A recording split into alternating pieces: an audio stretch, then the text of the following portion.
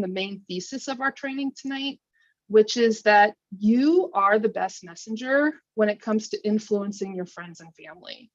The stories that you're going to share with the people around you, excuse me, are far, far more powerful than anything that any formal institution can do. So the media, the government, even organizations like the Sierra Club will never have the same impact on moving people to take action on climate than you will. So especially in today's polarized world, the best way to get more people engaged is to start the conversation by sharing your story and by coming from a place of values and personal experience. So just keep that in mind as we go through tonight's training. So here on this slide, if you have attended a Sierra Club training before, or if you've used Zoom at all over the past 2 years, then you're already familiar with the chat feature. And since the chat feature is blowing up, I'm guessing almost everyone in this training tonight is familiar. But just in case, we have a few newbies here tonight.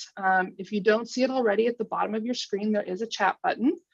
Please use that to communicate with each other and to communicate with the presenters tonight. Because of the size of the group and the amount of content we want to cover, we won't be able to accommodate having anyone come off chat or having anyone discuss directly one-on-one with us. So we will have a team of people monitoring the chat. So as those questions come up, pop them in there. The team will do their best to respond to as many of them as they can tonight. All right, next slide, please. Great, all right. Now for tonight, we have 3 main presenters. I'm not gonna go into too much detail about them because they will be sharing their stories as part of their talks this evening. But quickly, I do want to introduce, we have Jack from Knoxville, Tennessee. You see me, I'm Rachel, I'm coming to you from Los Angeles, California. And then we have Felix, who's from Milpitas, California. And on the right side of your screen, you'll see a whole bunch of names listed right there. These are fellow Sierra Club volunteers and staff, Jerica, Eugenie, Hillary, Ling, Maggie, and Rebecca. They are all here tonight. Some of them will be sharing their stories with you as well, and most all of them will be monitoring the chat. So you'll be seeing their names popping up quite regularly tonight. And before we dive into the hows and wherefores of storytelling, we're going to hear from one of our very own volunteers, Jerica Decker. So Jerica, if you want to take it to the next slide, and I'm going to turn it over to you. Thank you, Rachel. I am Jerica Decker. My pronouns are she, hers, her. I am a Sierra Club coach and digital team leader. When it comes to climate change, racial justice, clean energy, I am worried about excessive carbon dioxide levels reaching 419 parts per million this month, as well as gender diversity issues. As a meteorologist, I see this every day in my work. I worked in the Polar Meteorology Department at the Bird, Polar, and Climate Research Center at The Ohio State University and have seen signs of climate change in my work even today as a weather information consulting service. All we can do as a community is to slow down climate change, whether if it be talking to our families and our politicians. First, starting with our story. I find hope in sharing my story, and you can join me in getting involved in the Sierra Club Slack community and building a world we want to have. Back to you.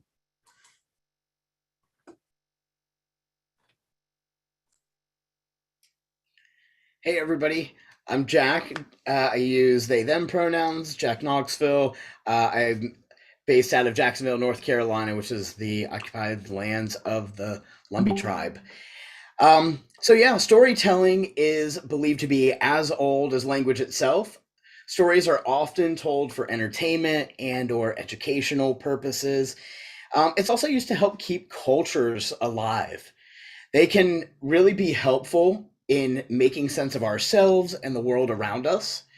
And some of the oldest evidence of storytelling comes from cave drawings. So Stories come in lots of forms, including visual art, while also, having oral storytelling, which can take a lot of different forms like myths, poems, songs, prayers, and more.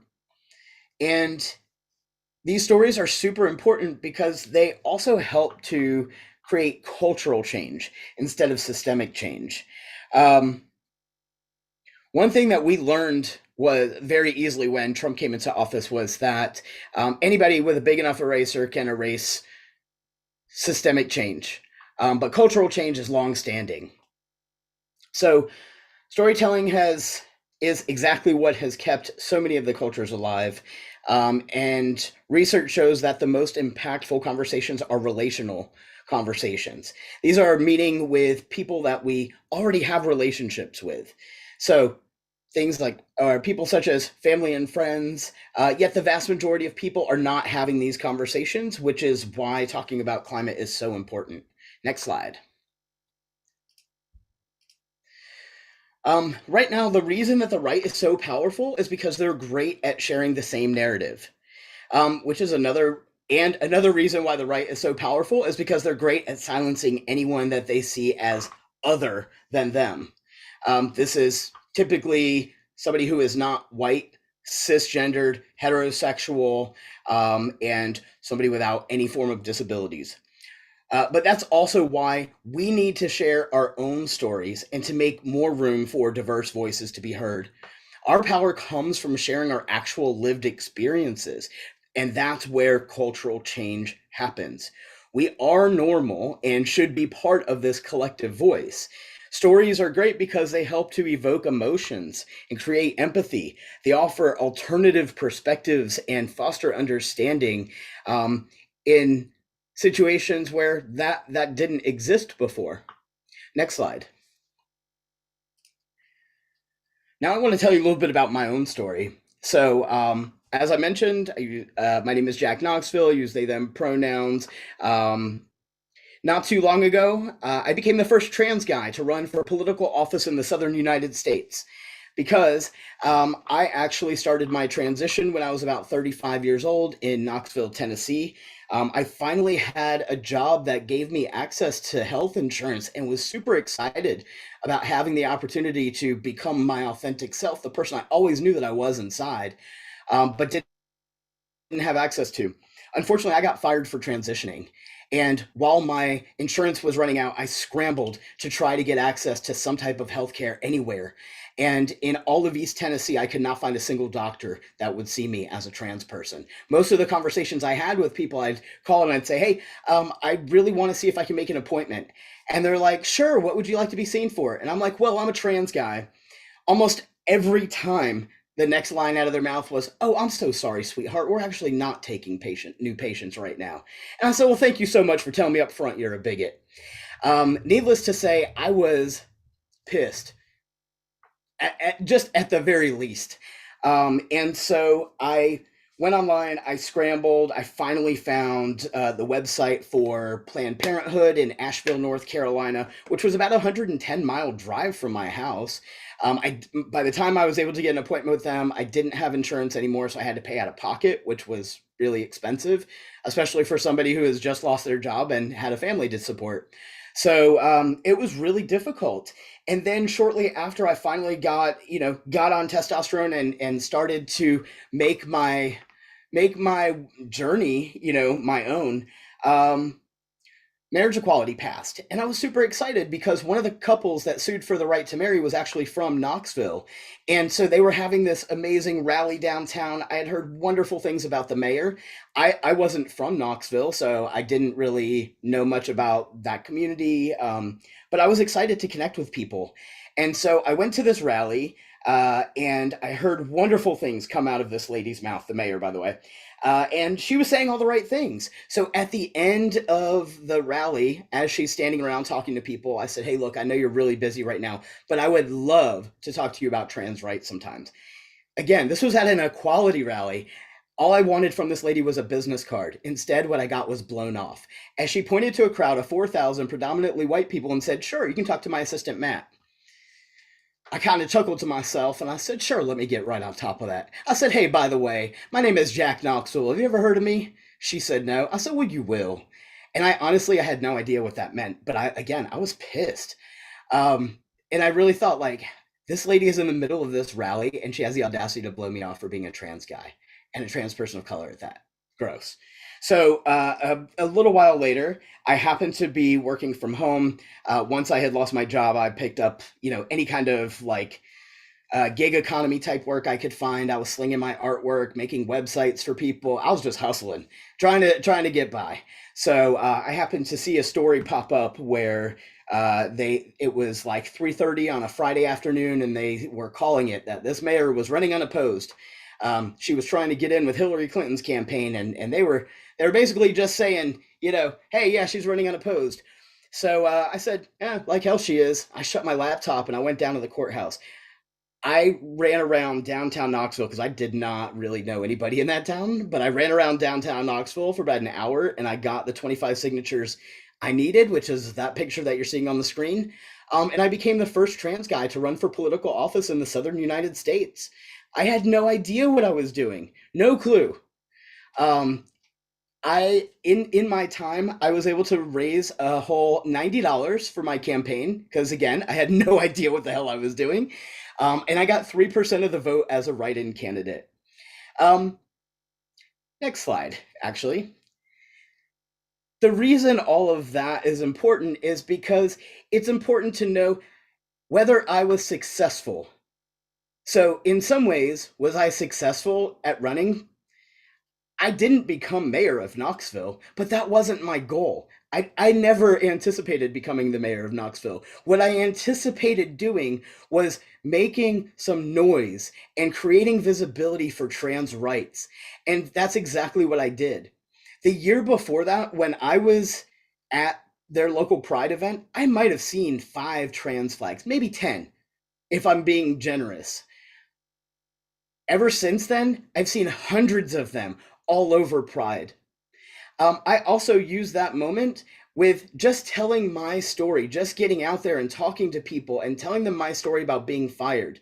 I started to make more connections and build relationships with people in ways that I had not before.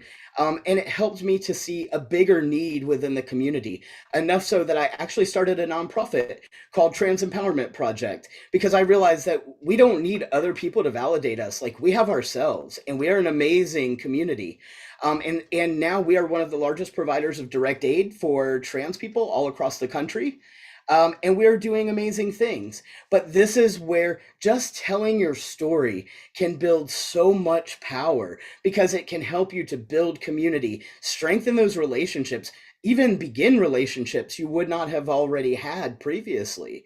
And so when you're looking at telling your story, it's important to really think about what are the measures of success. Like I said, for me, it wasn't about winning or losing the election. It was about helping people to start hearing more about trans lives and the trans experiences. And now, so I can look at this now and say, well, I've trained 15 counties worth of folks in East Tennessee to provide healthcare. All from telling my story, I opened some doors. And so, yeah, I invite you all to really think about what are some stories that have actually helped to motivate you to take action.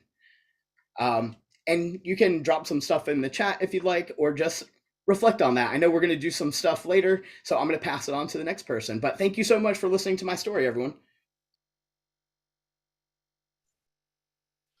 All right, thank you so much, Jack, for sharing. That was wonderful. I've been seeing a lot of love coming through the chat here, as well as a lot of questions regarding getting to the climate change part of the discussion. We are getting to that, you guys. We just a heads up that we're going over some of the basics and ins and outs of storytelling first that will connect into how you advocate for climate. So don't worry, the climate stuff is coming, I promise. And in fact, we can start right here, right now. We wanted to get your input based on your experience with climate conversations. So if you guys should see a poll has popped up on your screen. If you can take a second, let us know About how many times has climate change come up in conversations you've had in the past month? So please feel free to pop your answer in there. Don't be ashamed to put none. That's why we're here tonight, to help you guys get ready to start having climate conversations. How are we doing on the poll, Hillary? We getting responses? Yeah, it's looking good. We have 74% participated so far, 322 answers. So give it just a few more seconds to let folks chime in. And as Rachel said, feel free to say none. That's what we're here for, to work on figuring out the best ways to do this. So go ahead and share your answers. And we're trickling up. We got it 80%. Thank you all for sharing. Yeah, just move on and I can share the results in just a second, Rachel. Perfect. All right.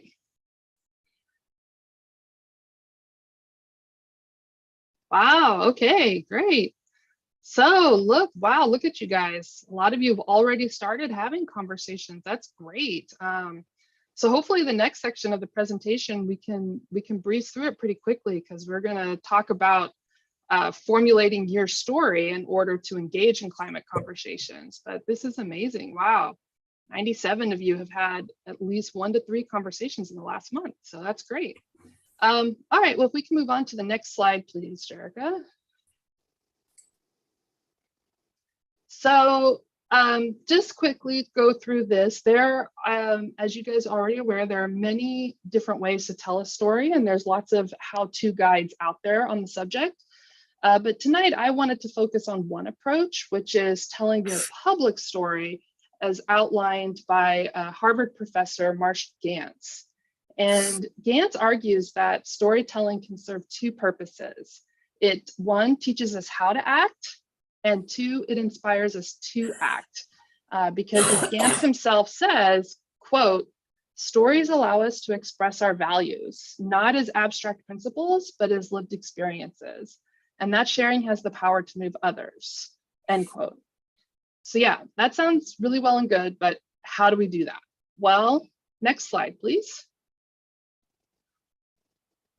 It starts with your story, who you are, why you do what you do, and what you have learned from your experiences.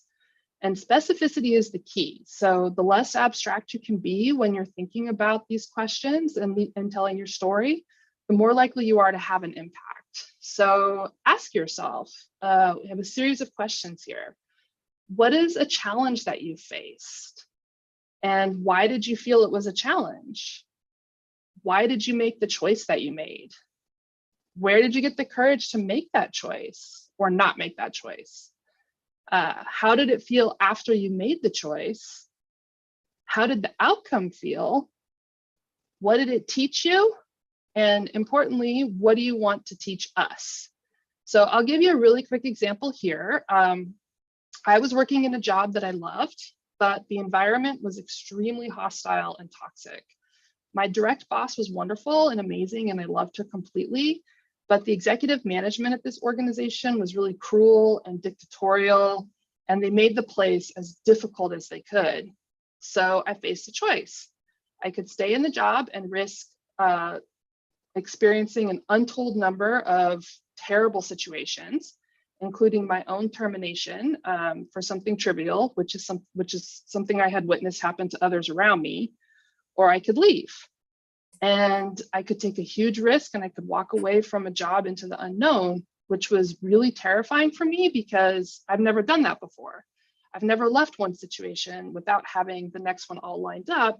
So I've never left a job without having another one I was ready to start. But I did it here. I made the choice to leave this job without another one on the horizon.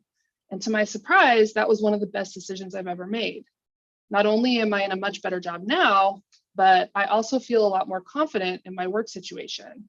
Like I have a better sense now of what I want out of a job and what I want out of a work environment and what I'm willing and not willing to put up with, as it were.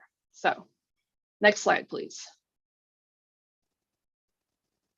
So that was a really quick example of the 3-part public story that we're going to talk about tonight, which is I started on what is on here as the story of self. So Gantz tells us a good public story is based on heart and emotion, and sharing our hopes, our values, our cares, and our worries with our chosen community will have the greatest impact. So we can break our public story down into these three parts: the story of self, the story of us, and the story of now. And we'll look at these in a little more detail on the next slide, but one key to remember right away is that these three elements are connected, and the only way a public story works is to tie them all together into one narrative. So next slide, please. So as I mentioned, I already kind of started on the story of self, but let's contextualize it in climate conversations, especially since my example was a professional thing that has nothing to do with climate. So when you're looking at your story of self, the main question to address here is, why were you called to do this work? And you can look at that question through those same questions we asked ourselves a few minutes ago, which is, what is a challenge you have faced? What choice did you make? And what did you experience after making that choice? A challenge I have faced, for as long as I can remember, I have always believed that wildlife has as much right to live freely on this planet as we do. And I never realized how much that conviction meant to me until I went to the Galapagos Islands back in 2011, and I really got to immerse myself in an environment where the wildlife is supposed to dictate the circumstances. But over the years, I've watched humanity continue to cause biodiversity loss at a staggering rate. In fact, you can't visit the Galapagos and experience them the same way I did 11 years ago. They've shut the islands down to protect what little wildlife is left. So I made a choice. I would get involved in organizations like Defenders of Wildlife and Sierra Club, and I would advocate for wildlife protection. And that choice has fostered both satisfaction and frustration. Satisfaction that I feel like I'm doing something about something I care about, but also frustration that the actions I'm taking seem like they're too little and they aren't really making a difference. Next slide, please. All right, so the next element in the public story is the story of us. And that question is, who are you recruiting to join this cause? And this is a crucial step that shouldn't be glossed over because it may seem obvious at first glance. Who am I recruiting to this fight? Well, duh, anyone I can, right? That would be great, admittedly, but a scattered approach to these conversations without any strategy behind them isn't going to go anywhere. So like many of those activities that seem futile at first, that we all hate to do, but really help out in the long run, identifying the community you want to engage in your advocacy is actually a crucial first step. So Gantz recommends looking at communities you're already a part of. Yes, family and friends, but also faith groups, cultures, organizations, and movements. And what are the values that you share in common with these groups? How do those values tie in with your story of self? So continuing my example above, I volunteer at a cat shelter with a group of passionate and dedicated fellow volunteers. And I bet I could talk with them about wildlife, since big cats are wildlife, right? And I could start conversations with them about how protecting small cats is part of the fight to protect all animals. I'm lucky because I can tie my values in with the community that I'm a part of. But Gantz admits that sometimes it's not just about identifying a community you're already a part of. Sometimes you have to actually define a whole new community and define a whole new idea of us. And that can be a big challenge when you're engaging in this process. Next slide, please. All right, and finally, there's the story and now. And that question there, excuse me, is what can this community do about this right now? And this might be the easiest part of the public story because our ultimate goal is to get people to take action. So be that our elected leaders passing legislation or our fellows doing more to join the fight. But there is one challenge here. You didn't think we would make this easy for you, did you? You do want to ask your community to take an action that is doable, meaningful, and very important here, hopeful. It can be a very simple action, like calling a senator to push a piece of legislation. Or in the case of climate conversations, encouraging your participants to share their stories too. But the key, if you go forward with this approach, is always keep in mind are those three components. Any action should be doable, meaningful, and hopeful. So again, coming back to my example, when I chat with my fellow cat shelter volunteers, I could ask them about other things they love besides cats, things they love that they're worried about, and maybe we'll find out that we have more in common than a love of small cats. All right, next slide, please. Okay, I've dumped a lot of abstract information on you about telling a public story. So we're going to take a few minutes here to review a template that you can use to practice developing your own.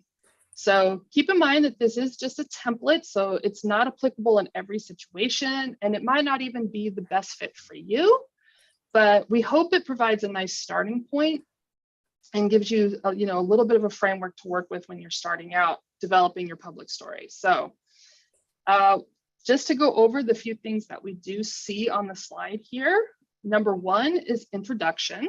Not always necessary depending on who you're talking to, but doesn't hurt to remember that sometimes you might need it. Number two, what you're worried about, what you want to fight for, or what challenge you are facing yourself when it comes to climate change, racial justice, social equality, etc. Number three, how are you facing this challenge? And what choices are you making? How are you feeling about it all? And then number four, if you're making a choice, what is it? Or what is helping you make your choice? Is there something giving you hope? And finally, number five, the people you are speaking with, what can they do to help? Remember, just coming back with their own story counts. So what we're going to do next, you guys, we're going to have a little bit of a chat extravaganza here. We would like for you all to kind of think about this template here and these questions that we have here.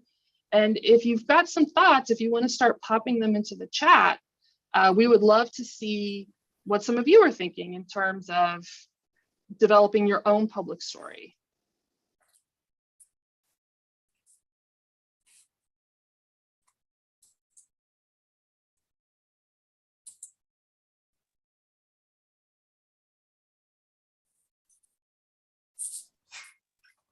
Taking a look here at our chat.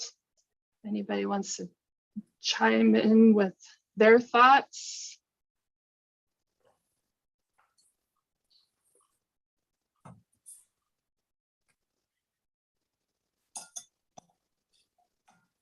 On telling their public story or on this framework in particular.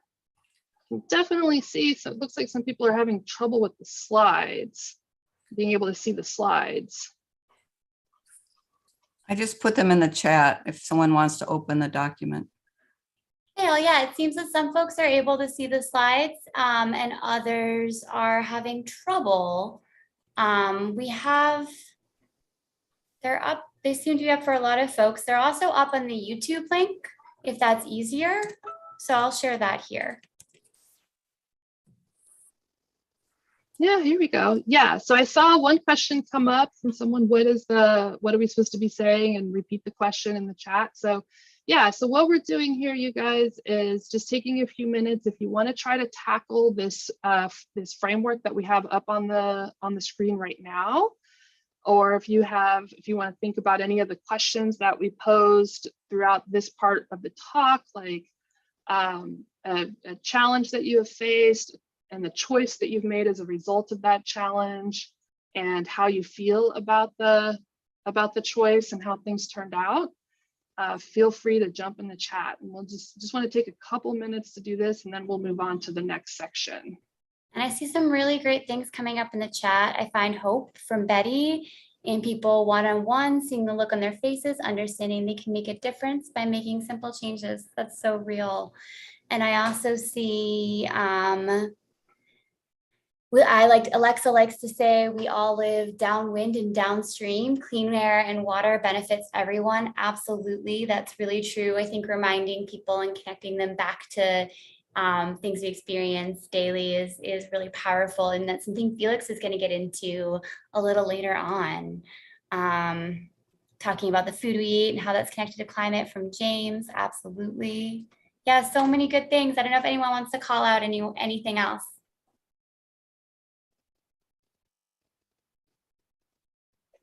Yeah, I'm seeing what Randy Wynn of West Seattle had to say. She talks about her story, or they talk about their story, and what I learned from this is what they say. What I learned from this is that it may be unrealistic to ask people to change their identity as conservative or liberal, but relationships that go around ideology can result in action. And yeah, it's great that you bring this up, because this is one thing that we're going to be talking about next in like how do you have a conversation with someone who may not be of the same ideological bent as you, someone who doesn't share your politics. You can still find common ground so that we can all get to this climate action. So thank you for bringing up that point, Randy Wynn. I also saw a great question there about examples of hopeful actions that people can take, because that's so key. You know, as we hear it's a lot of gloom and doom out there, and so which tends to turn a lot of people off. And so I would say, you know, this as small as it can be, it's still an action. It's still a hopeful action. So even if you have one conversation with a friend sometime in the next few weeks and you get that friend to tell you a story, that's a hopeful action. That's a hopeful step. And then if you can recruit that friend to join with you on some kind of advocacy exercise, like calling a senator or attending a rally or something like that, that's another hopeful action or another hopeful step. So, and sharing wins when they do happen. We know they're few and far between, but occasionally they do happen. So yeah, keep it nice and small, and you know, focus on kind of that very next step, which is just talking to somebody in your life about these concerns that you have about climate, and getting them to share with you any concerns that they have. This is great.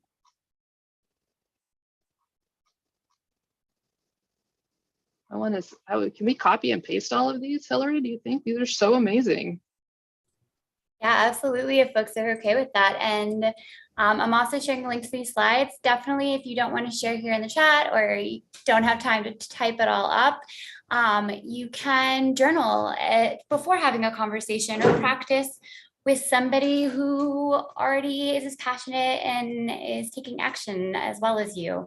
So there are great ways to practice this, not outside of the space, and we'll have a Slack channel as well for us to practice together that we'll share a little later on. And for now, let's keep going on with the presentation so we can all learn some more, and we'll have a bunch more spaces for folks to keep sharing and keep sharing in the chat. All right, Felix, it's all you.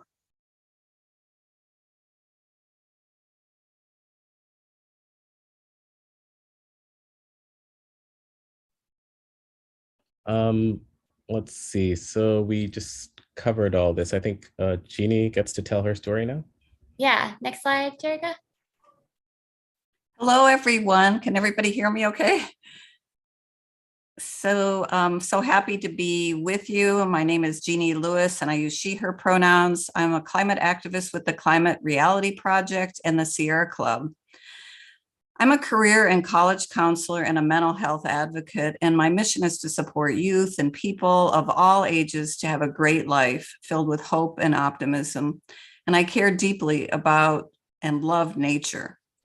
I'm located in Southern California in the land that has been known as the Keech, Tonga, and Gabrielino peoples' ancestral lands. I have a deep appreciation for Indigenous peoples' history and the contributions they have made to conserve Earth's resources, and currently the work they do to address climate change around the world. I also recognize that many communities of color have been adversely impacted by climate change and pollution and social injustice. Okay, the next slide. When it comes to taking action about climate change, the greatest motivation comes from my children, as you can see here in the pictures. My son, Anthony, inspires me by living his values. In Winnipeg, Canada, he's situated his household in walking distance to grocery stores and shopping. He and his partner don't have a car, and they travel places by bicycle or bus. He buys recycled clothing and tools at secondhand stores. He uses water from the shower to make tea and water the plants. My daughter, Jasmine, also lives her values. She's interested in supporting sustainable food systems. As a manager of the farmers market, she welcomes organic farmers from the region in Southern California. You can have the next slide. This brings fresh fruits and vegetables to urban Los Angeles. And here's a picture of my son riding his bike and my daughter at the farmer's market. Beyond my own children, we have a new generation of babies in my family, and I work for their future too. My circle also widens to all youth as a youth advocate. Next slide, please. This is the source of my motivation to do everything in my power during the remaining years of my life to have a positive impact on the environment so that children can have a good future. At first, I found it hard to talk about climate change with other people, and lately I'm finding it easier. Being a climate activist gives me a good opener to talk to people. I can tell them about my activities on Earth Day and advocating for climate literacy in schools that we're doing here in Los Angeles, and doing presentations for the Climate Reality Project. These activities are good conversation starters when people ask me what I've been up to. I find hope, inspiration, and meaning in working with other climate activists who have been doing this longer than I have. I've met some of the finest people this past year in the Sierra Club and the Climate Reality Project. With COVID, this has provided a wonderful opportunity to engage with people around meaningful projects. I would like to support you in sharing your climate story with as many people as you can and find ways to get more involved and take action to make a difference. They say that the people that are most influential to others are family and friends. Also, getting involved brings great purpose and meaning to life in these challenging times. I wish you the best and thank you for the opportunity to share your story.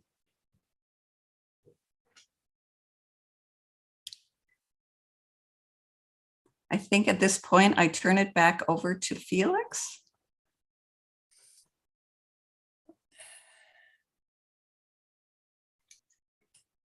Oops, Yeah, we it can goes to skip that Felix. one right over. Next slide, Jerica. One more.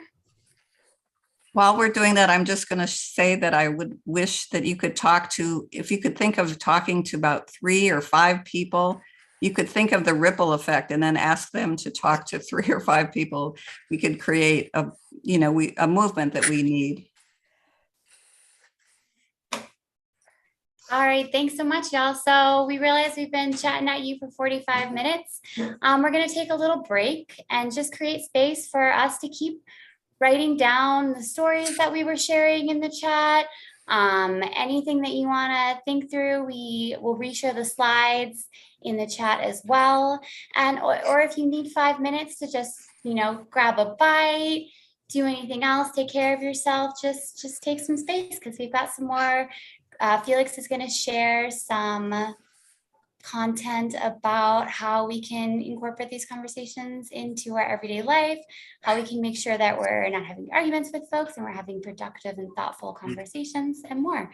So just feel free to stretch your legs a little bit and do whatever you need. We'll come back at 7:50.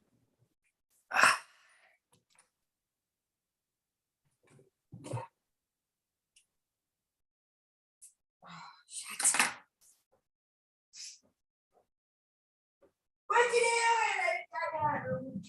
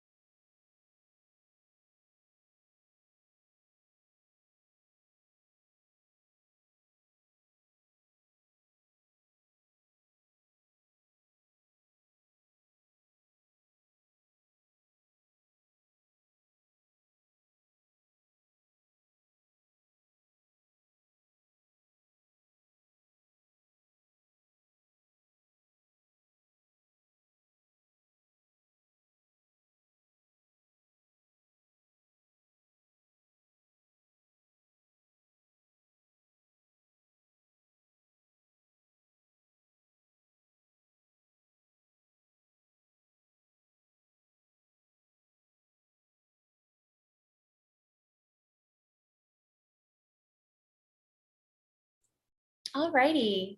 Looks like we had some slides that weren't refreshed before. They should be good to go. I hope everybody was able to stretch a little bit, take a deep breath, and let's hop back in. Let's pass it over to Felix for the next section of the presentation. And I see some really great stories and conversations happening in the chat. So thank you all for sharing.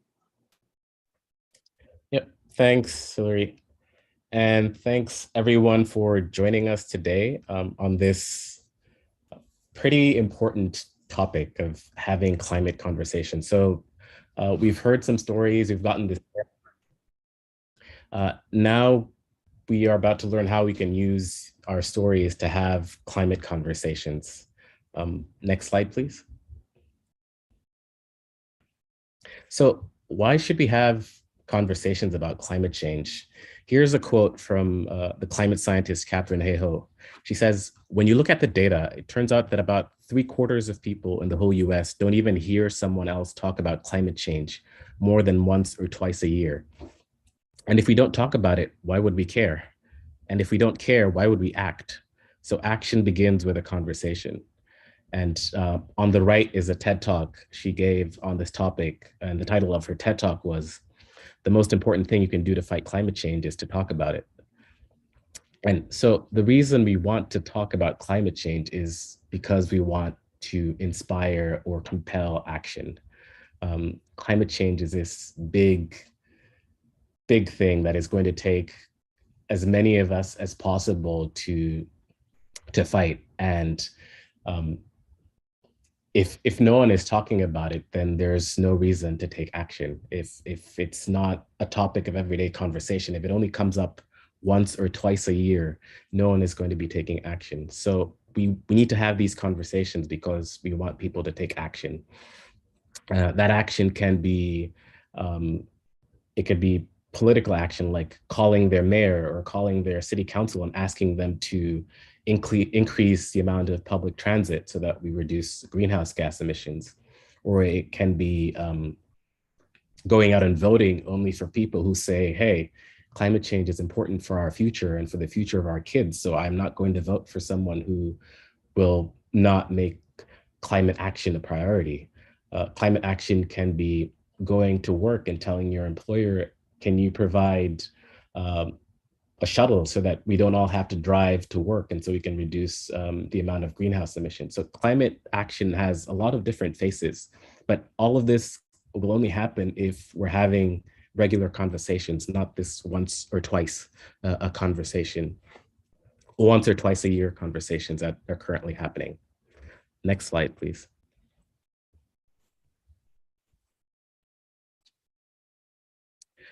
So the Yale School of Climate Change Communication has been having this survey since 2008, where they divide America into six different groups. So one might think that, oh, people in America are either climate change activists or climate change deniers, but that's it's too simplistic a method of separating people. And so what they talk about dividing people into is these 6 different groups.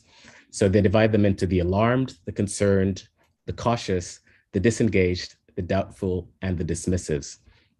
So the alarmed and the concerned, these are the people who believe that climate change is happening, it's caused by humans, it's urgent, and they urgently support climate policy. So you can see about 58% of Americans, so that's a pretty big majority of Americans, are either alarmed or concerned about climate change.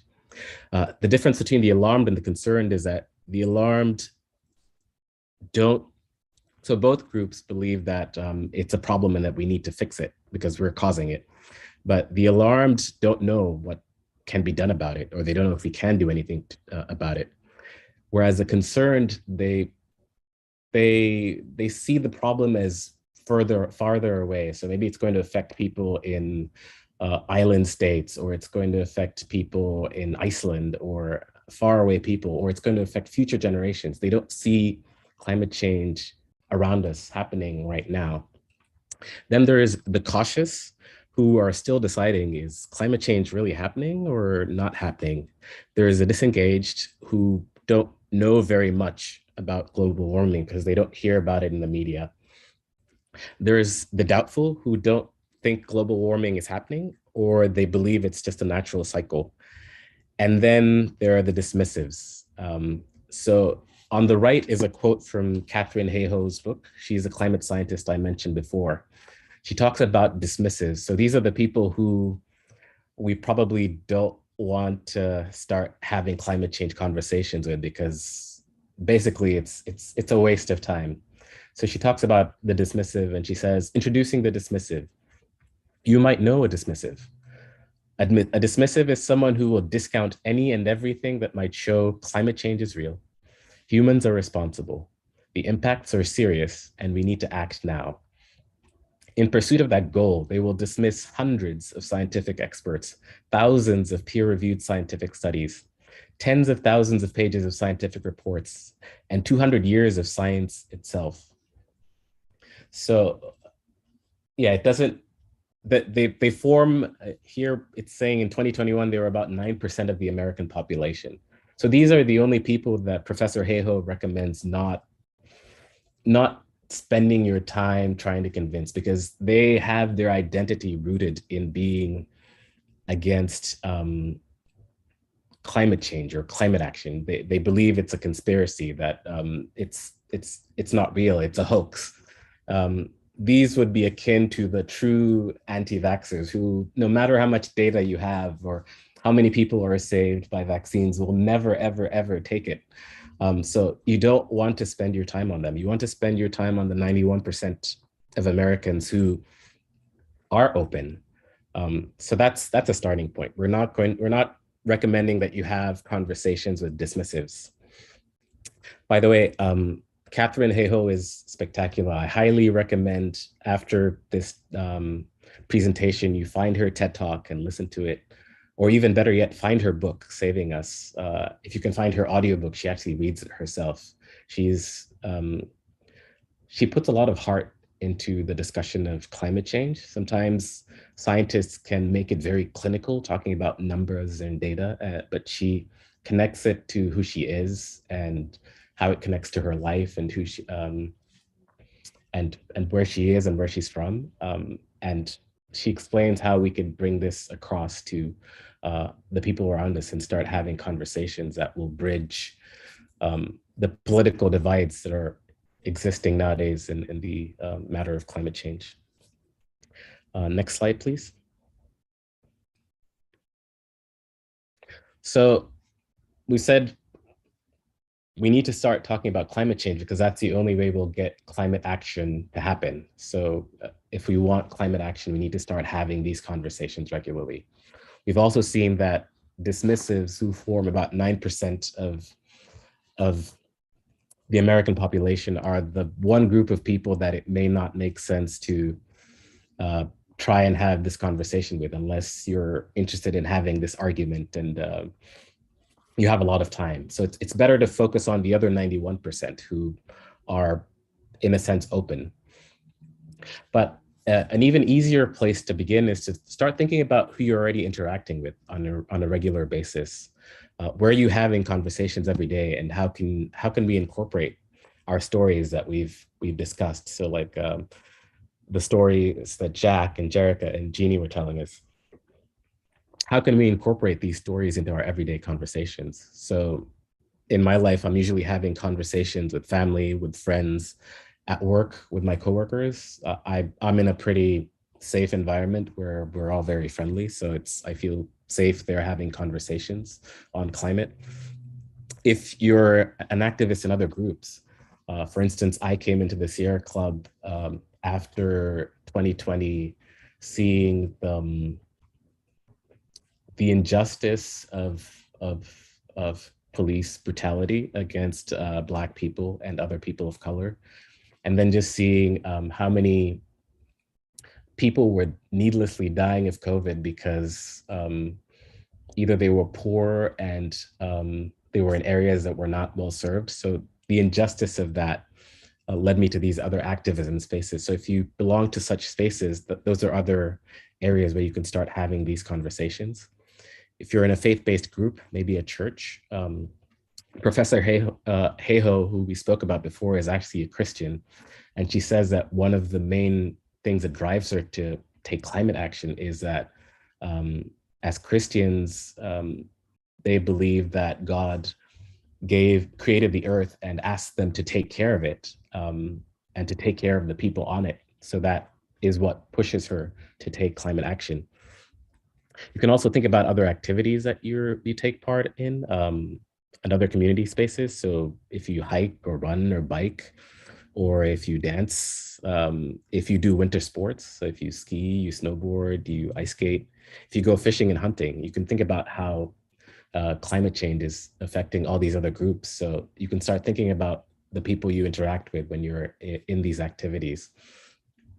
You could start thinking about the people you have conversations with in social media and at the different events that you might attend. Next slide, please. So here are some tips from Professor Catherine Hayhoe's book, Saving Us, that I've found quite useful. So I didn't really start having climate conversations until I read her book. Again, her thesis is that the most important thing that we could do about climate change is talking about it, because this grows our movement.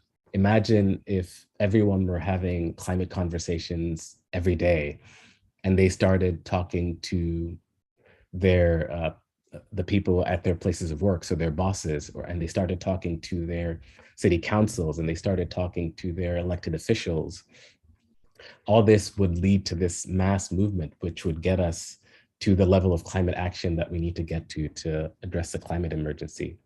So reading her book and seeing the tips that she gave on how to go about this really inspired me. And these are some of the key points that I found that I hope you'll find useful as well. So first, you have to start with something that you have in common. Yeah, and then connect it to why climate change matters to you personally.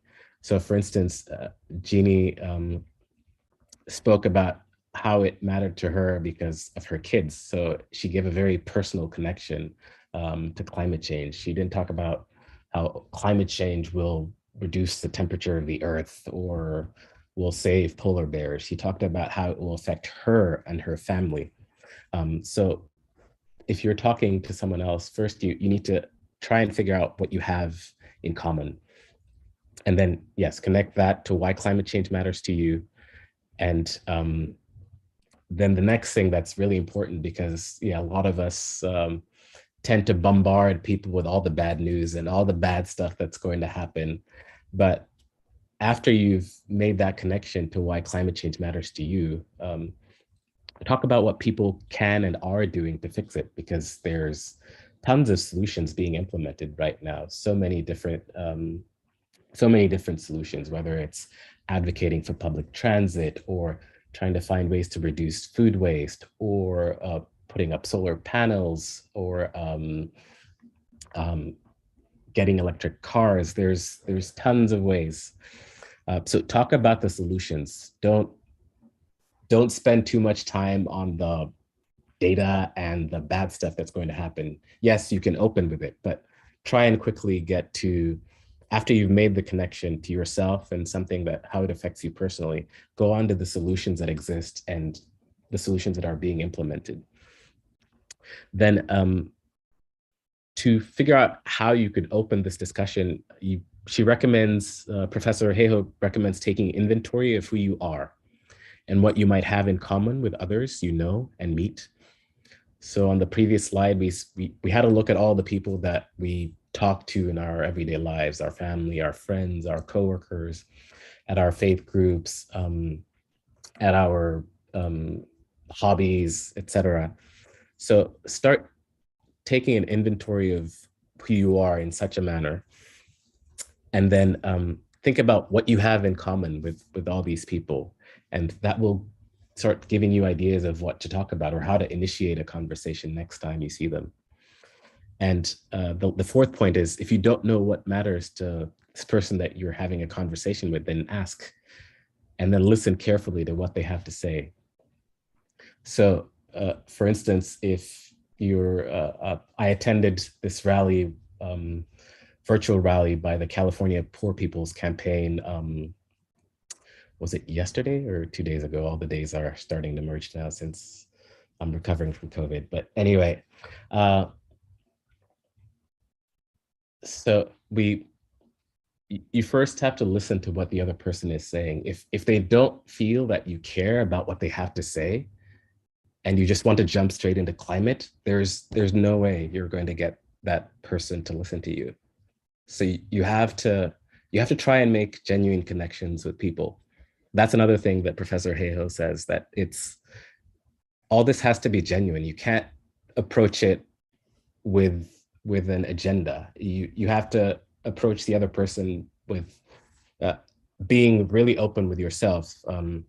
So let's look at the questions for the self-inventory, where you talk about where you live and what you enjoy doing, what my hobbies are and where I'm from and who I love, my children, my grandchildren, my nieces, and what I believe in. Say I'm a Christian, or I believe in social justice. So all this you put yourself in a very vulnerable place. So it's very genuine, and you're also listening to the other person. If you immediately jump to, oh, you need to go and tell your congressperson to take climate action, they'll be like, who is this person? They don't know me, they don't care about me, they don't seem to want to care about me. Why should I do anything they want to say? So before you jump onto climate action, first you have to make this connection. So I encourage you to start thinking about these questions right now. And then there's this quote on the right again from Professor Hayhoe's book.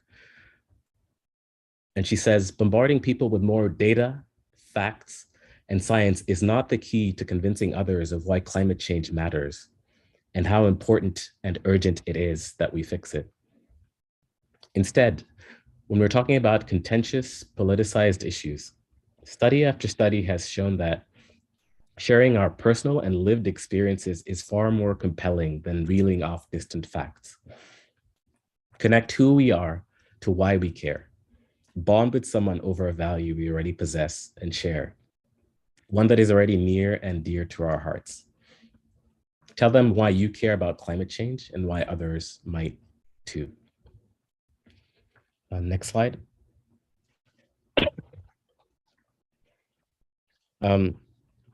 Here are some more tips on how to frame the actual conversation. So now you've carried out this inventory. You've been very open with this person about how climate change affects you personally, and you've listened to this other person. You're not just spewing facts at them. You're being vulnerable. You're telling them why climate change matters to you. Here's a suggested frame. So focus on solutions, actions, and ways we can work collectively to solve and remain hopeful, resonating with emotions that are scary and real. A suggested frame is, first, ask questions instead of lecturing. So I've been doing a lot of lecturing, but this is a webinar. So usually if you're having a climate conversation, you don't want to lecture as much as I've been doing. So listen as much as you speak. Find out what's important to this person, because if they sense that you don't care about them, and you actually have to care about them. And I think the reason most of us are climate activists is because we care about other people. We care about, for instance, I live in California, and I truly feel for people who lose their homes in wildfires. I feel for excuse me. I feel for Native Americans who are seeing their fishing going away because our rivers are running dry because we've been in the worst drought in 1,200 years. So ask questions, listen as much as you speak. Resonate back what you heard before commenting. So an example given here is like saying, let me make sure I'm hearing this right. what you're saying is so and so and so. And yeah, recall that reflecting does not mean that you're agreeing with them. And yeah, try and take a breath before responding to something that you disagree with. So if they say something and you don't agree with it, pause, maybe count 1, 2, 3, 4, and then respond. Ask permission to share your perspective or story. Disengage if someone doesn't want to have the conversation. Again, point number 4, share stories about your own experiences. So where you live or who you love, your kids, your grandkids, or where you're from. So for instance, I am originally from the East Coast, and I remember last year seeing videos of the flooding and Hurricane Ida, just flooding the subways in New York City. It looked like a scene from the Titanic movie where all the water was coming in. And it was, I think over 40 people died in those floods. And these will become even more frequent if we don't take climate action. So I share stories like this about your own experience. People will be more willing to take climate action if you share such stories instead of sharing the temperature has gone up 1.1 degrees since 1850. And then the last point here is lead with compassion, treat one another with kindness and respect. Next slide, please. And then here, just this I think is my last slide, some ways to incorporate climate change into everyday conversation. These are ways that if I'm not having a full-blown climate conversation, I still like to bring climate up when I can, just because, as we saw at the beginning, people are only hearing about climate change maybe once or twice a year. So even bringing it up casually in conversation may not be as big as telling your story and getting them to take climate action, but at least it puts it in their mind, so it's not this distant thing. So you could talk about things that are in the news. For instance, right now, Ukraine is in the news a lot. So you could talk about how, for instance, the Russian military is powered by all the oil and gas money that goes in there. So our dependency on gas and oil is not only killing Ukrainians, it's also killing our future and the future of our kids and our grandkids. And there you can talk about solutions. For instance, the city of Zurich has decided to turn off all natural gas heating, so no more natural gas.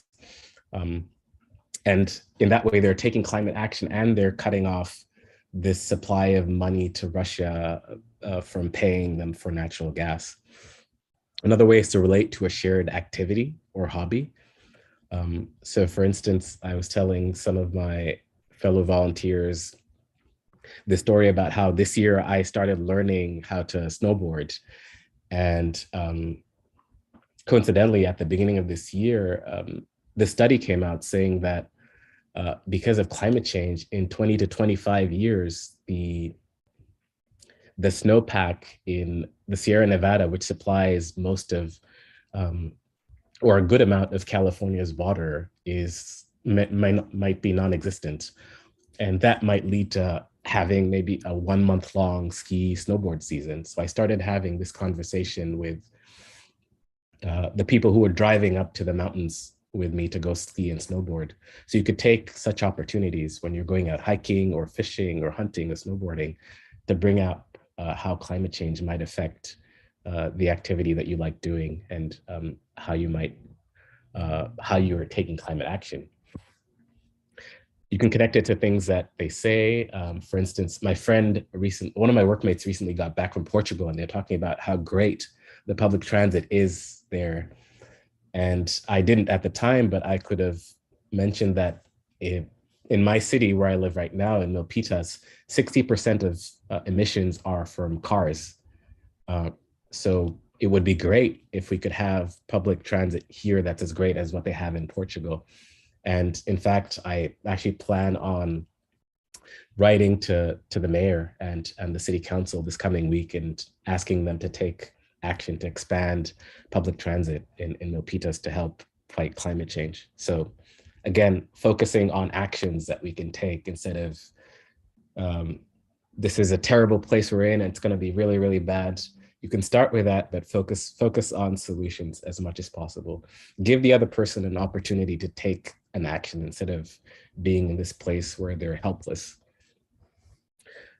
We've spoken about connecting this to other issues that you both care about. So if you both have kids, or if you, if you're both activists for homelessness or hunger or healthcare, these are all things that are intertwined with climate change. Professor Hayhoe talks about climate change being this threat multiplier. So it makes things that happen to poor people or people that are in hunger or people that are homeless, it makes things that are happening to them worse. It amplifies that threat. And then again, talk about the solutions that are there. And if you're an activist, talk about the things that you're doing. So maybe talk about what you did at Earth Day, or talk about political candidates that you're canvassing for. And I invite you to come up with some of your own ways of incorporating climate change into everyday conversation. And go ahead and have a look and see what other ideas people have in there. Thanks for listening. Thank you, Felix. You've been getting a lot of love in this chat while you've been talking. So everybody is loving all the information you provided to us. So yeah, if we can go to the next slide, please. And you're already doing it, you guys, but if you can, we can take another couple minutes, share in the chat. Who are you thinking about having a climate conversation with if you haven't had one already, or somebody that you haven't had a chance to talk with yet, but maybe you want to? Feel free to, we're going to just take a minute or so to pop those into the chat here and see what you guys are thinking, who you're planning on talking to. Once everybody's done telling Felix how much they love him, which I agree, this is great. Felix rocks. Neighbors, I see that. My dad, that's great. Family is good, yeah. Neighbors again, so good. Felix was amazing. Yes, that's true. Students. Ooh, LinkedIn audience. That's really good. I like that. Local politicians. Ooh, I see a fellow birder in here.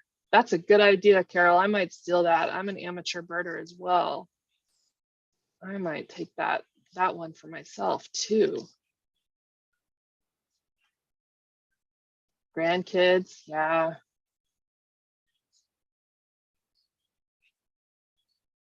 Oh, suggesting climate books and book club. That's you guys, I need to write these down. This is these are such great ideas. I'm in a book club too. I think I'm going to suggest Catherine Hayhoe's book at the next meeting. This is great.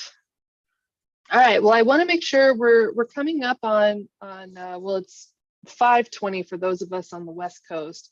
So I do want to make sure that we have enough time for Q&A as well. So you guys definitely keep dumping this in the chat. I'm going to turn this over to Hillary to take us through the last few slides, specifically referring to follow-up now that we've gotten through some of our content here. So Hillary, do you want to chime in? Yeah, absolutely. Next slide. And I'm going to really quickly, we just had some folks answering in the chat, but I'm just going to pop up another poll so we can save all of these great answers so we can hear who you're talking to. And I saw some things that we did not capture in our poll.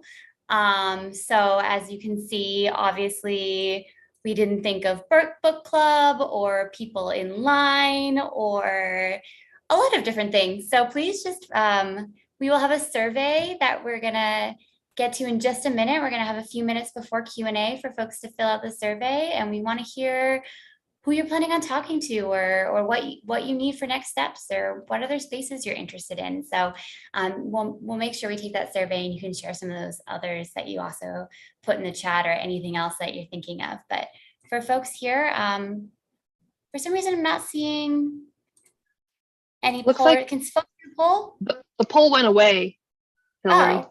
I saw it pop up for a second. And then it went I away. see it, Hillary. Relaunch. Let me relaunch it. I'm relaunching it.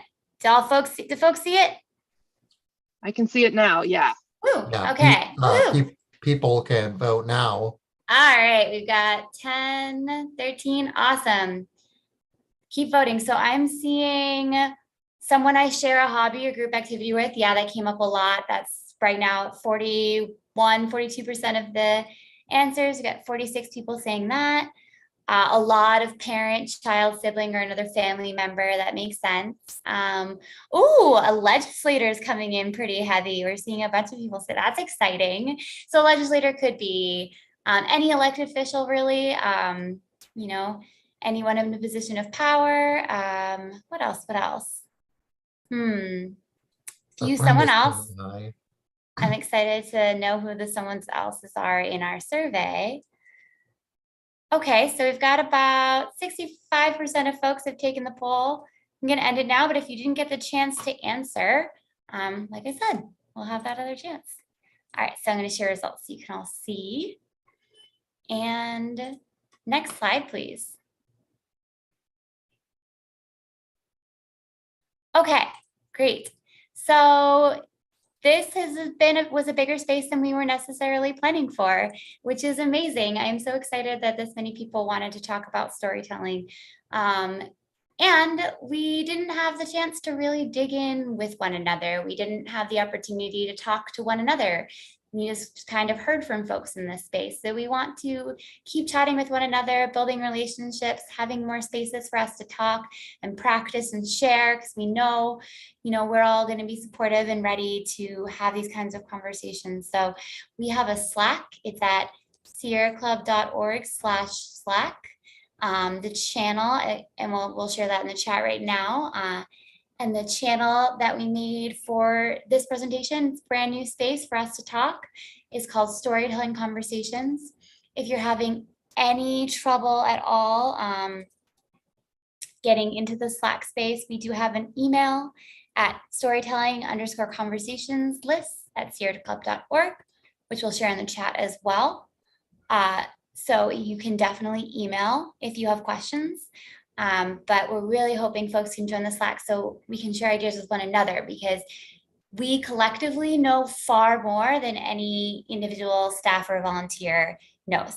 And I also want to note that Sierra Club is taking a break this week. It's wellness. We're taking a wellness week. Most staff have the whole week off. So folks might be slow to respond to your emails this week specifically. So I also think the Slack is a good way to join and share ideas with one another. Next slide.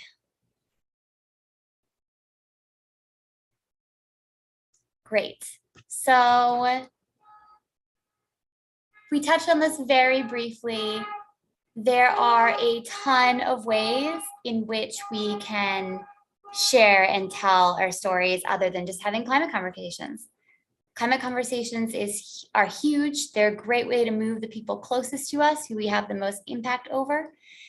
And as you see on this slide, there are lots of other ways to do that we're not covering right now. One thing in the survey is asking, which of these do you want to dive into? So I'm sure there are many things that we missed, and as we work together to build our collective power, we want to have the chance to explore some of these other opportunities for storytelling to move the pieces of the movement building that we want to do. So that might be, I think a lot of people said they're excited to share stories with their reps and lobbying. That's so great. Could be testifying at a public meetings to the school board, could be writing out if you don't feel like speaking. It could be writing a letter to the editor in your local newspaper. It could be sharing on social media or engaging in a social media conversation that somebody else is having, and so much more. So I also want to note one thing that I heard from a lot of the speakers tonight is that we're not always sharing stories that are just climate related or just about climate change. This issue is intersectional. And the skills that we're talking about now, as Jack brought in the beginning and sharing his story, you know, as his rights as a trans activist, these skills go beyond climate, and we're not going to be able to solve climate change if we're also not building a livable, sustainable world for everybody. Everything is interconnected, and the same powerful interests that are making it really hard to act on climate are the same powerful interests that right now are fighting to take away abortion access and fighting to make sure that trans people can't live in certain states safely as themselves, and fighting to take away our rights and access to vote and healthcare. And I know that it doesn't always seem like there's a straight through line between those things, but we have to build a better world for everybody with everybody. And that's the only way we're going to collectively overcome those interests. So that may seem like a lot. There are obviously specific areas where we may disagree with one another, and that's okay as long as we do so with kindness and respect. But I just wanted to bring that into the space a little bit.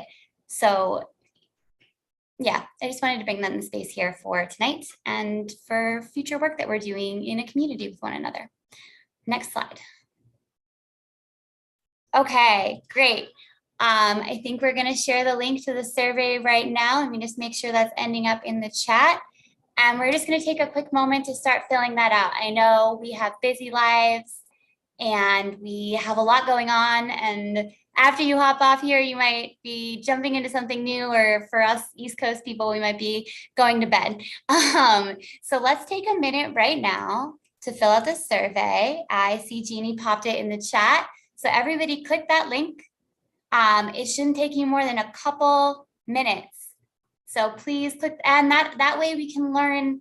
This survey is not just about what happened tonight. It's about what kind of community spaces do you want to be in? It's about what do you want to be doing? And I see a question for where is the survey? So I'll just put it in the chat right here. It should be in the chat if anyone's having trouble finding it or accessing it. Betty, you say you don't see the survey. Well, we'll share it if you're having trouble, if you're still not able to access the survey, we will share it out afterwards to you all as well. So just take a quick moment, just fill out the survey now. Like I was saying in there, we want to hear ideas from you about what kind of community spaces that you want to be building together. Where do you want to be having these conversations? What questions do you have, and what needs? Are there other workshops on writing letters to the editor, or posting on social media, or lobbying our legislators, focused on our storytelling, focusing on the base of the skills that we're learning right now? Do you need just spaces to talk to one another because you're practicing having climate conversations and you need support in how to do so better from folks in this community? And we're going to share the survey link a few times in the chat. If you're still not seeing it, don't worry about it. You can definitely fill it out after. I just wanted to create space now, since you all have been here for an hour and a half, and I wanted to create space for us to just take the survey together right now. And that way you don't have to do it later. But obviously, if folks are having trouble accessing that now, then you can always do it later. Yes, Chris, question for breakouts. So we're supposed to be in a smaller space with breakouts. We had over 1,000 people register for this webinar, and that's why we weren't able to do that tonight. But by joining Slack and breaking out into smaller segments and smaller focuses, we can invite people to discuss the library, absolutely. By breaking out into smaller focuses, by taking that survey and saying what you're most interested in, we can help break it up, and we can make sure that we can actually talk to one another, have breakouts, and yeah, exactly what Jeannie's saying. And we can do that in future spaces. Absolutely, absolutely. Yes, there was so much interest, which is exciting. And we wanted to be able to create this space, have a base of folks like you all who were excited to be part of this conversation. And then we can break up into smaller spaces where we can have more one-on-one conversations and breakouts and practice more with one another, because it's it can be really isolating when we feel like, I think the stat that was brought up earlier, I'm going to get the exact numbers wrong, but it's like 78% of people or something like that are passionate and care about climate change, and around the same amount of folks haven't had a single climate conversation. So like a lot of people are worried and they feel isolated. So there's a lot of space for having this and building this community, which is why all 236 of us are still here. So I'm just literally talking while I'm waiting for folks to take the survey to give you space. So I'm gonna hope that some folks filled that out. And if you didn't, you can finish filling it out during Q&A. And if not, oh, I see some folks have to hop. Absolutely. Good night. It's late. Hop off if you got to go. And if you don't, please stay and we're going to try to answer some questions. Okay, great. So next slide. Oh, sorry, we're going to send this around. I will share the slides again. A lot of resources that we discussed tonight, some others that we didn't. We'll get these out to you with the slides. Next slide. All right, question time. All right. So I'm going to invite all of the presenters tonight to answer. And let me see, keep asking questions in the chat if you have any, and we saved some great questions that have already come in. So one that I saw that I thought was really great for discussion, let me just get that up, is from Barbara. What do you say to a friend who doesn't want to talk about climate change, period? Many times they'll say, that's depressing, or I don't think we're going to be able to do much to turn climate around. I'm going to invite my other speakers off, and I'm just going to also note that none of us are perfect experts, and we're all learning and growing together in community. So you can share answers if you have ideas in the chat as well that might be different or even better than anything we have. But Felix, Jarek, Rachel, what do you think? Yeah, that's a really good question. I know I saw that pop up quite a few times in the chat tonight about working with or having conversations with people who are just straight up deniers. And I think I would suggest, rather than starting with the big topic of climate change, narrowing it down to something a lot more specific, something specific to you that you care about. And so it can be, you know, for me, it was wildlife protection. And so my next step will be to chat with the volunteers I work with at this cat shelter and use that as my way in, because we obviously all care about cats if we're volunteering our time at a shelter.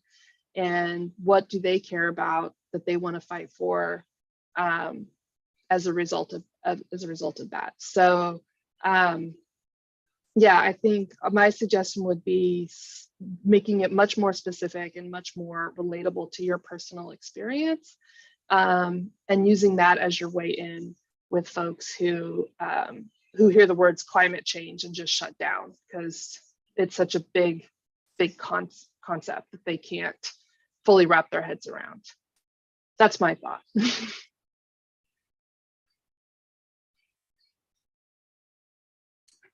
Actually, I wanted to comment on conversations because I find that some people, they kind of have misinformation. It's not that they're deniers so much, but they really just don't have a lot of information. And I think part of it is learning. And part of our role is to kind of, I mean, we're learning too. I know I've learned a lot in this past year, and there's so much to learn about climate issues, but I think just correcting people's misconceptions, because I think people really don't necessarily know all the facts. And so it's not that they're deniers all the time, it's just that they kind of need the information. Yeah, I think those are both really powerful suggestions of breaking it down to something that's a little more tangible, something that's more connected to the spaces that we're actually in our day-to-day lives, as well as, making sure, when Jeannie was saying people don't always know the facts, that's really true. And asking people lots of questions to dig into that. So instead of, yeah, I don't think that's right or that's wrong, be like, oh, okay, can you tell me more? Or that's an interesting perspective. Can you share where you got that from? Or can you say a little bit more? And a lot of times that gets, when people have misconceptions or even things that are just wrong, they're often sometimes just parroting. They heard something somewhere and they don't really know that it's right, or they don't know much about it. And so when you start asking them questions instead of directly contradicting, that can lead to a really good conversation and put someone less on the defense. The best tip that I've also ever gotten when somebody is kind of on edge and maybe disagrees with you, though I would recommend starting with people who mostly agree with you and you think are more on your side, because that's a great way to practice. But if you are talking to someone who's maybe unsure, don't talk to deniers like Felix was giving that great advice. But if you're talking to someone who's more in the movable middle, I would ask for permission to give feedback. So basically, when they say something you don't agree with, you can be like, I've heard a little differently. Can I share with you? And then wait for them to say yes. And then that also puts folks at a space where they don't feel like they're being attacked, and they're more open to a counter perspective or point of view. And then just, always asking each other questions is really helpful. Anything else from folks here?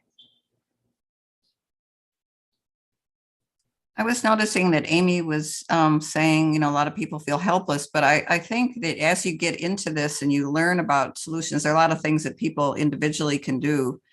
And just knowing what some of those things are can also be an important conversation. Just personal things like eating a plant-based diet is one of big climate solution, or don't have to give up meat altogether, and not wasting as much food. There are things that we can do personally. I mean, we do need collective action. I think that's important also, but starting even just with your own actions, and then you can get more involved. It does seem like, when you get into the whole area, it seems a little overwhelming, but I think once you get into it, it gives you more confidence.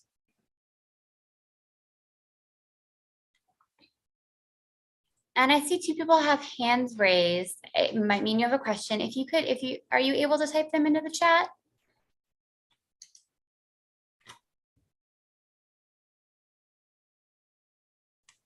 Okay, so let's go to some of the other questions that came throughout the evening. So I want to bring in,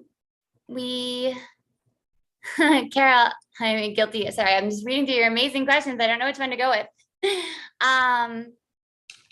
So wondering for your advice from Hillary, another Hillary, wondering if you have advice on how you would begin telling your story to community that is not directly related to this without feeling forced. Felix, if you feel comfortable, I'm gonna punt that one over to you, because I think that has a lot to do with the research you were doing and your piece of the presentation. Wait, I didn't quite get that. I was answering another question. Could you repeat it, please? Absolutely. So wondering if you have advice on how you would begin telling your story to community that is not directly related to this. So I'm guessing not directly related to climate advocacy, without it feeling forced.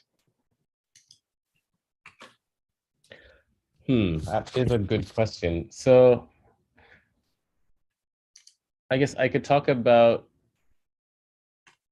some of the other advocacy communities that I belong to. So I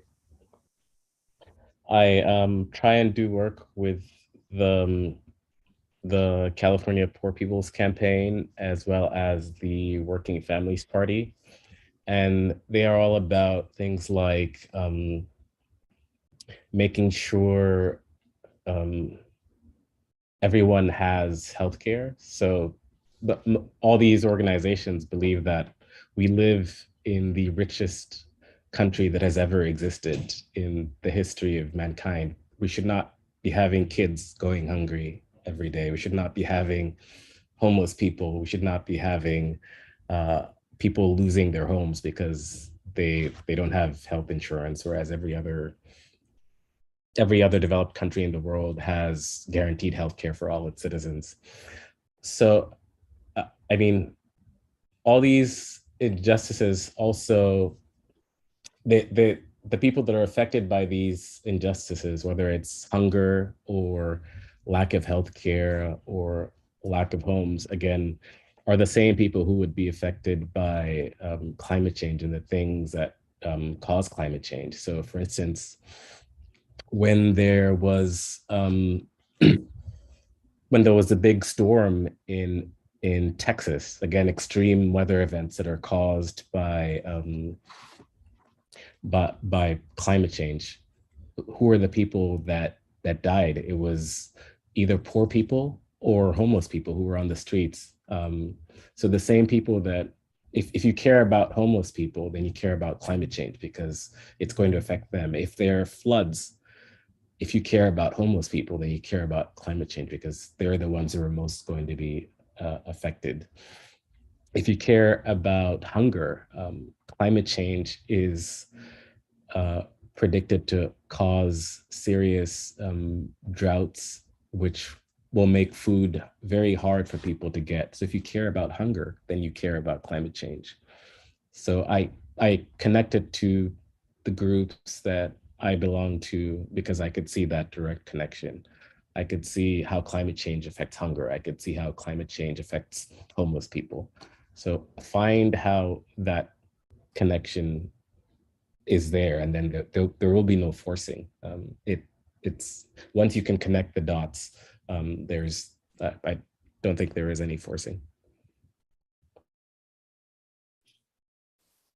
Yeah, I think that's absolutely right. And I think that ties into what I was saying earlier about like, we need to build a movement where everybody feels like, where everybody has a place because we are supporting one another and we are sharing, skills and being a part of the same movement. That's really great, Felix. Does anyone else have anything to add on that one?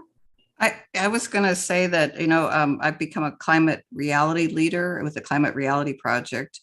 And actually, one of the things they do is they have you learn how to present climate issues to groups. And the idea is to reach out to different groups, like, I don't know, like Rotary Club, the Kiwanis Club, your local business organization.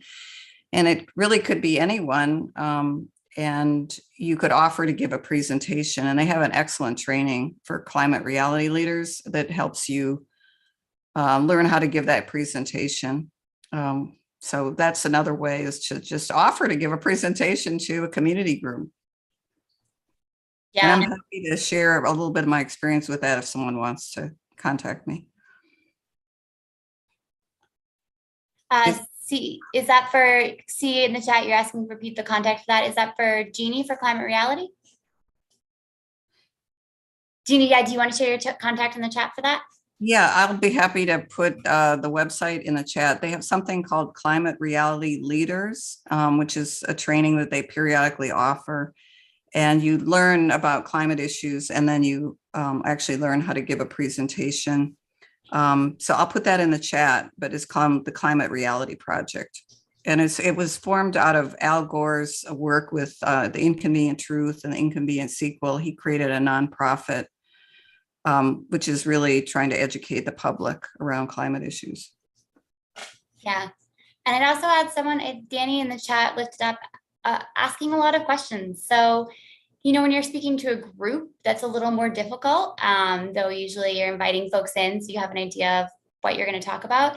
When you're having one-on-one conversations, we don't always know, or even the people closest to us, what they think and what they feel about these things or issues related and connected to climate change or healthcare or hunger and homelessness, or so many of the problems that we're working on as in our society.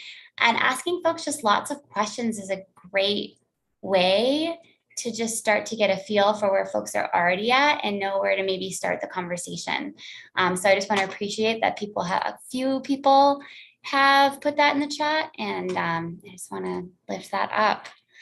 What do you think, presenters? Do you have time for another question? Do you feel good about that? Okay. I'm seeing in the question sheet from Alexandria, most people I talk to also think climate change is a big issue, but how do we get people to act? Most people say they feel too overwhelmed. All right, anyone can hop in. I think maybe Rachel, do you want to share? I think that kind of connects to some of the storytelling you've done in the past about how you got started in this work. Okay, I just did the same thing Felix did. I was typing another answer to a question. So what was the question again? You all are just amazing multitaskers. I love it. This is great. Apparently not that amazing though. Okay, so Alexandra asked, when most people I talk to also think climate change is a big issue, but how do we get people to act? Most people say they feel too overwhelmed. It's a really great question. Yeah, it is. It's very overwhelming, and I'm seeing these same types of questions coming in through our Q&A as well. You know, how do we move the needle with this group, or how do we get these? You know, we're up against this this obstacle of, you know, people not wanting to talk about climate change, or they're dealing with incorrect information about climate change, or you know, et cetera. It's a very big issue. Like, we all know that it's a very, very big issue. And so getting started, I mean, really is, again, starting small and starting, you know, Jeannie mentioned it briefly in her remarks about taking actions yourself that can have an impact on the climate. So, you know, for example, I live in LA, which is, as we all know, a car-centric society. But this is also like a really ideally bikeable city. And so something I could do as myself is just start riding a bike more frequently than I do. Instead of driving my car to the grocery store, ride my bike to the grocery store, ride my bike to work one day a week. And even though that doesn't seem like much, it's you know, it's that same element of Rome wasn't built in a day kind of thing. Like, every little bit does help, even if it doesn't feel like it's going anywhere. So every person that you talk to and that you get to thinking about climate change is a win, even if it doesn't feel like that's going, even though it's like, oh, it's one person on a planet of 9 billion, like, what is that? What effect does that have? But each little step is a step in the right direction, even if it doesn't feel like it's going anywhere. You are taking those steps, and you are going towards the goal, which is to get more people concerned and advocating for climate protection. And one of the great resources that we all have are organizations like the Sierra Club. I'm also involved with Defenders of Wildlife, because I mentioned my interest in wildlife protection. Jeannie mentioned the Climate Reality Project. Felix mentioned a few of his organizations that he's involved with. There's a lot of groups out there that are doing this kind of work. And so getting involved with them, even if it's, you know, you can only dedicate 1 hour a week or a couple hours a month. Again, it's all little bits that are going towards the same goal.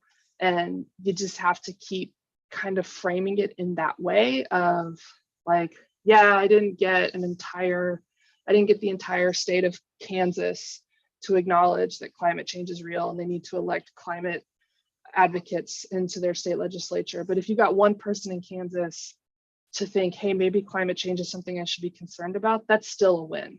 And you're still doing the work. So I would say going back to that, just start small and take all those victories for what they are, which are victories, even if sometimes when you look at the bigger picture, they don't feel like they really are. Did that answer the question? I don't know if the person who asked it is still here, but I think so. And I'll just lead into, I saw something in the chat about the smaller actions are, oh, there is small action, Janet. Small actions are easy to start with and do make a difference, but then I want to help at a scale that changes our behavior as a society to help combat climate change and extinction. So I think is a tension that comes up a lot, right? Like we want to take the actions that we can, and then also they don't always feel powerful enough for the scale of this problem. And I think that we want to maybe reframe that narrative. So it's not an either or, like we take small actions or we take the big actions that will solve it. But it's more that the shifts that we make when we're taking actions, when we're talking to other people about those actions, when we're building community around biking to work or growing our own food or eating less meat or not investing in fossil fuels companies or petitioning our campus or a university to divest or voting or lobbying our legislators or writing letters to the editor. The more we're talking to people about that, the more that we're showing that, the more that people around us see that they're not alone, the more likely they are to do those sorts of things and take bigger and bolder actions. And it builds that collective narrative that we need to actually shift our society. And it builds our collective power. And power is often seen as this dirty word that isn't something that we want to work towards by some folks, but that collective power is the way that we build the groundswell that we need to make the bigger actions happen that we can't do individually. So passing laws and voting out legislators who are not doing us any good and holding oil and gas companies and other polluters accountable. So I think that, and a lot of people earlier were saying they felt lonely and they felt alone and they feel that isolated, piece of being isolated in this. And I think that all of that works together to help solve for that. And no one thing is enough, and it never will be. But yeah, I hope that kind of helps. I was seeing comments about that in the chat, and I hope that kind of connects the dots a little bit. And yeah, anything else from, I think we're gonna wrap just a few minutes early. So you all gave us so much of your time, but is there any last things, Rachel, Jeannie, Felix, Jerica, who's helping with tech tonight? I think Maggie left, but is there any last things that you want to share with folks? The last thing, sorry, Jeannie. Mine's super quick. I just want to do another plug for the Slack channel and joining the storytelling conversations channel on Slack. All of us are a part of it. So if you guys have any questions that we didn't get to tonight or any comments, thoughts, suggestions, please share them there because we would love to keep these conversations going after tonight. So that was it. Sorry, Jeannie, I didn't mean to cut you off. No worries. No, I keep thinking about this because several people, when you get involved with this, they keep saying like there's a certain percentage of the population that needs to be talking about these things. And there was this workshop that I went to on climate conversations, and Jim Thompson mentioned this thing called the Overton window. And this is a space that is crucial for climate action. And it's a space where there's enough people talking about things, it moves it into more of a policy making arena for change. And so that's why I think just keep having conversations and getting this out into the community. I think we create, change just by having these conversations. And I also want to say thank you to all of my fellow team members who organized this event. We were volunteers and, we really appreciate each other and having this kind of community. And this is just an example of kind of communities you can develop when you get involved even more.